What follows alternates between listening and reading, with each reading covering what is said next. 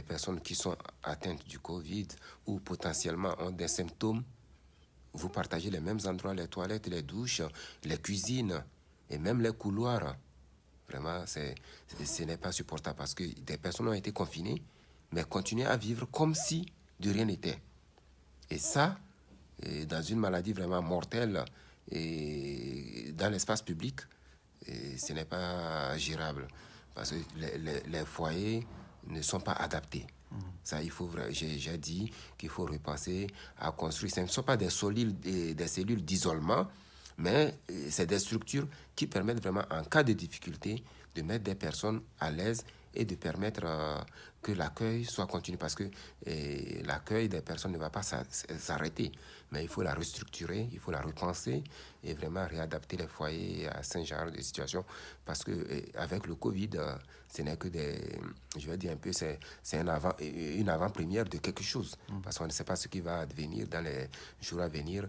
Il faut vraiment commencer par anticiper. Vous avez eu peur pour votre vie? Oui, j'ai eu peur pour ma vie parce que quand on voit ce qui s'est passé vraiment en Italie, en Chine, dans bien d'autres pays, et même en Suisse, où c'est vrai qu'on ne dit pas comme ça, mais quand on explique des cas, des personnes qui n'arrivent pas à contrôler leur respiration juste parce qu'elles étaient atteintes, on se demande, on ne sait pas le niveau de notre immunité, on ne la connaît pas. Et c'est quand on est atteint, moi j'ai eu ma première dose de vaccination avant de me rendre compte de ce qu'était le Covid. Je me suis dit, si tu n'as pas une immunité vraiment à niveau, si tu prends le Covid, tu ne vas pas survivre. Et c'est ce qui est arrivé à pas mal de personnes. Qu'est-ce qui vous a le plus manqué dans ce foyer? Ce qui m'a manqué, c'est vraiment le fait que je ne pouvais plus bouger, je ne pouvais plus sortir, je ne pouvais plus recevoir de visites. C'est vrai que j'avais les uns et les autres qui sont à côté, mais ça me manquait vraiment de vivre comme je pouvais vivre. J'essayais de trouver le palliatif de sortir dans la forêt à côté de marcher, mais ce n'est pas la même chose que la période avant Covid. Et moi, j'ai expliqué à un moment donné, je suis juste rentré en période de Ramadan, juste avant le déconfinement. Et j'ai dit, comme je jeûne, je ne vais pas sortir. Mais quand le Covid est fini, on a dit de sortir.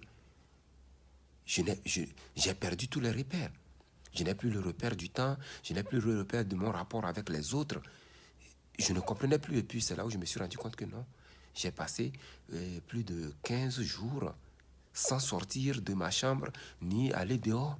Et ça, c'est quelque chose qui change vraiment la psychologie d'une personne. Et c'est vraiment mortel. Et ça m'a fait un peu repenser à mes situations d'emprisonnement chez moi. Et ça m'a vraiment...